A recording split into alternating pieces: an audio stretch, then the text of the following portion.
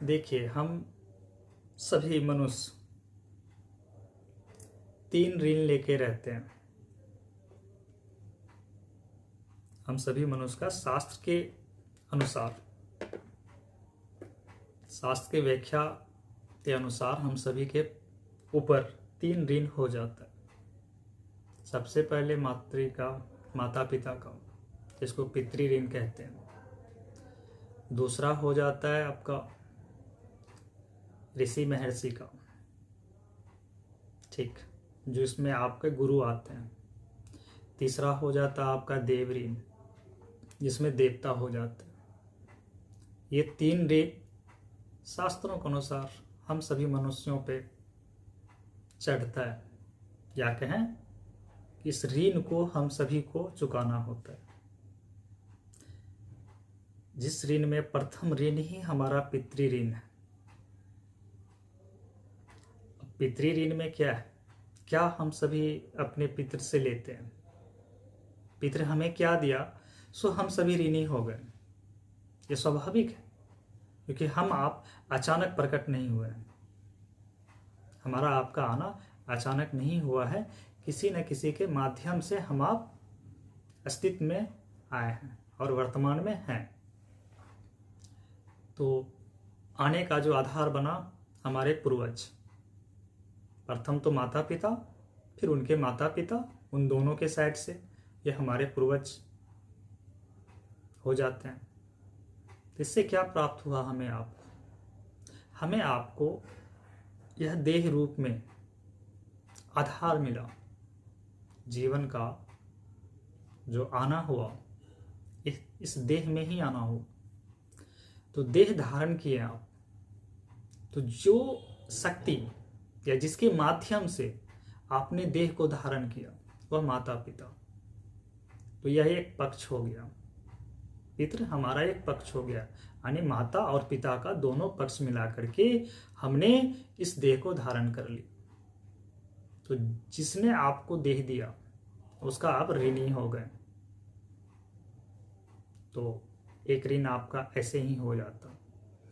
फिर आपका वही माता पिता आपको इस अवस्था तक, चलिए जिनके माता पिता अभी नहीं रहे, लेकिन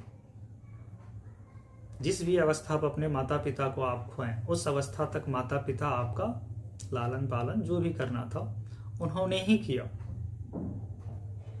आपका पालन कर दिया, आपको ऊंच से ऊंच शिक्षा दिलवाने का अपने सामर्थ्य अनुसार प्रयास किया। उसने अपना जीवन आपको सींचने में लगाया, फिर आप इस अवस्था तक पहुंच पाए, हम सभी पहुंच पाए। तो इन सब चीज़ों को देखते हुए हम सभी, यानी कि हमारा मन बुद्धि देह मुख्य रूप से अहम, जो अपने आप को मैं नाम से जानता है, वह ऋणी हो गया। तो जिसके तादाद में अभी शरीर मैं रूप में है, देह मैं रूप में है, मन है, बुद्धि है, अहम है, उस पे ही यह ऋण बनता है। ये शास्त्रों की भाषा है, जो मैं कह रहा हूँ वो शास्त्र के अनुसार है। मैं ये नहीं कह रहा कि ये मेरी दृष्टि है, मैं दृष्टि अपनी रखूंगा इन सब चीज़ों पे।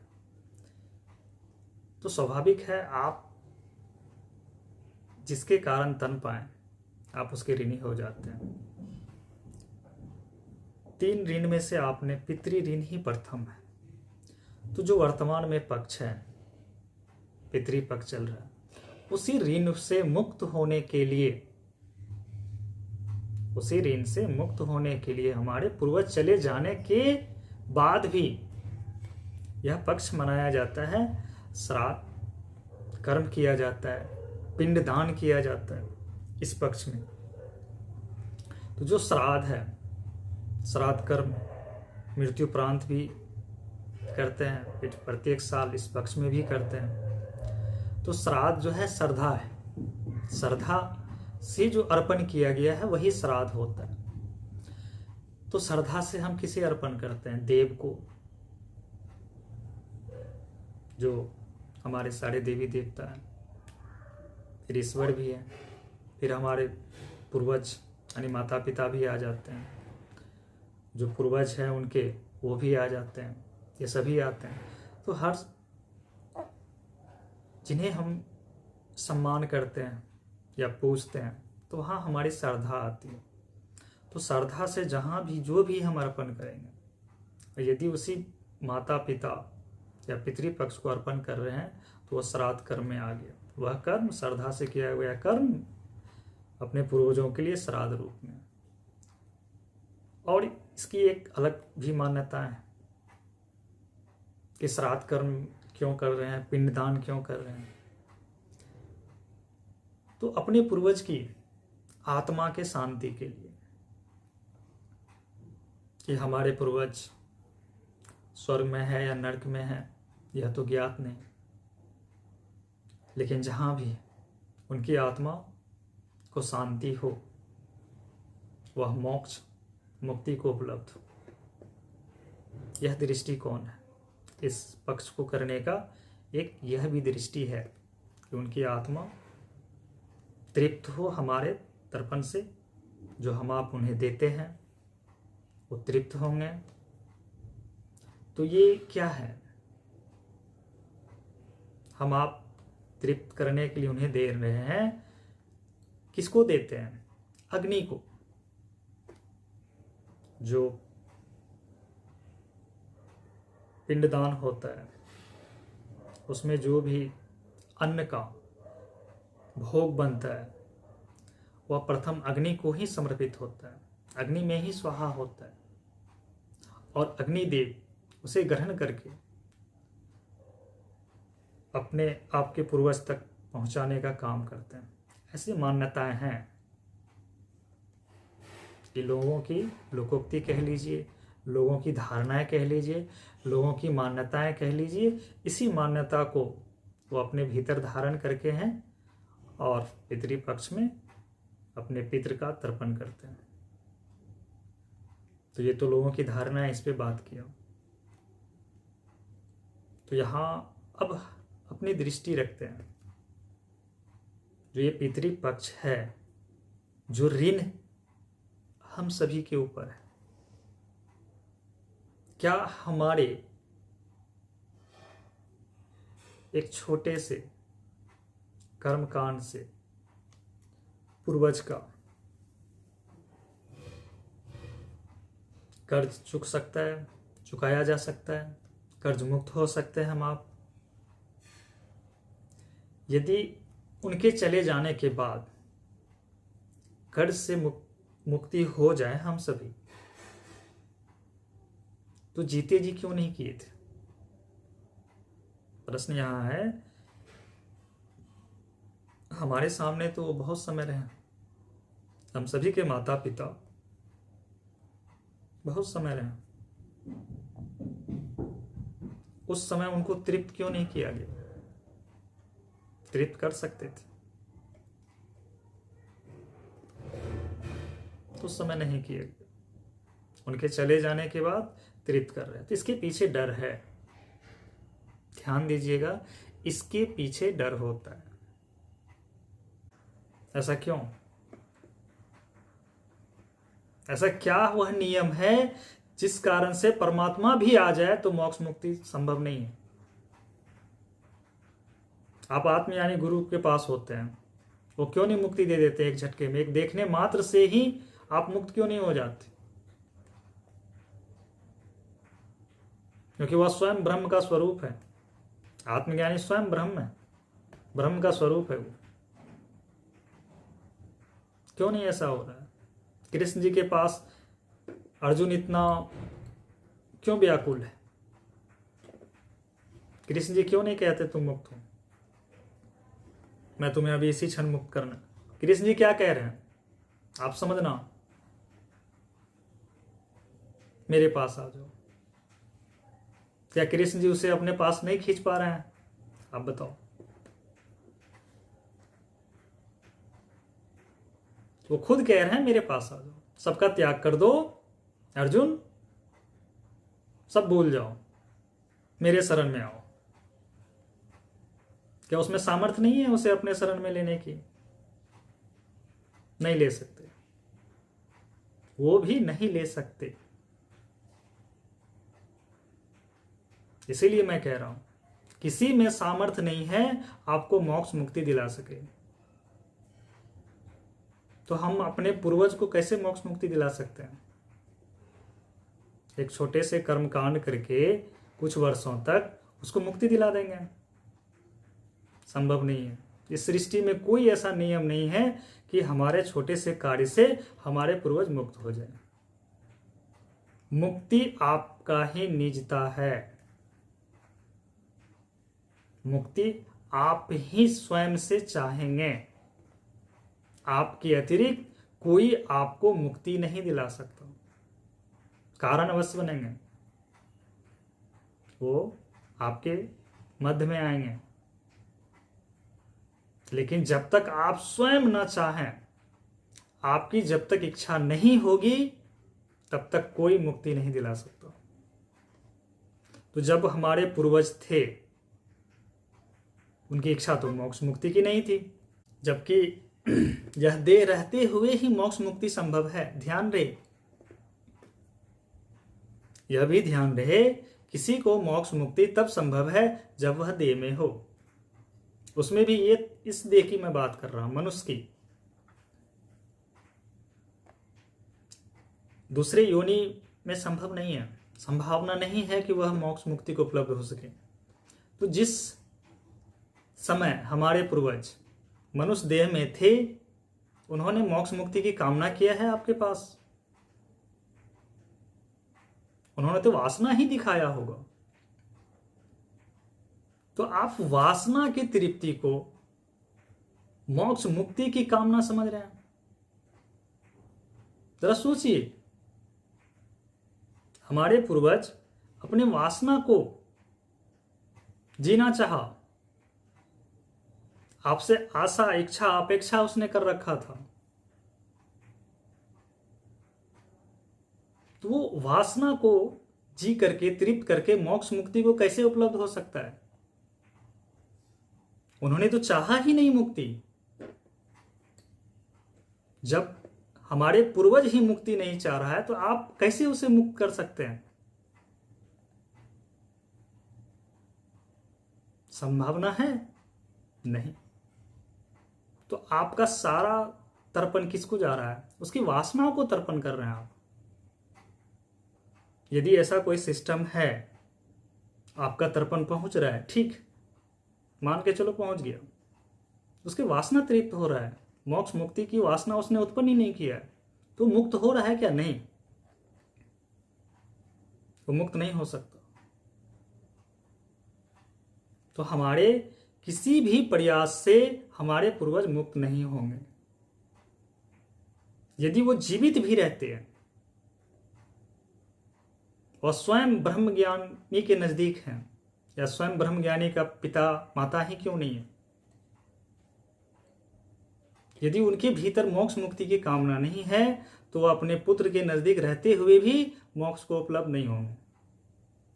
संभावना ही नहीं है। क्यों? क्योंकि उनकी कामना में नहीं आया है मोक्ष मुक्ति। अभी भोग है, अभी वासना है, इस संसार को भोगने का वासना है, इस संसार को वो भोगेंगे। जब संसार की कामना हो, भोग की कामना हो, मोक्ष मुक्ति की कामना उसे उत्पन्न नहीं होता, उसके भीतर आता ही नहीं है। तो आत्मज्ञानी के माता पिता भी बिना कामना किए मोक्ष मुक्ति को उपलब्ध नहीं होंगे।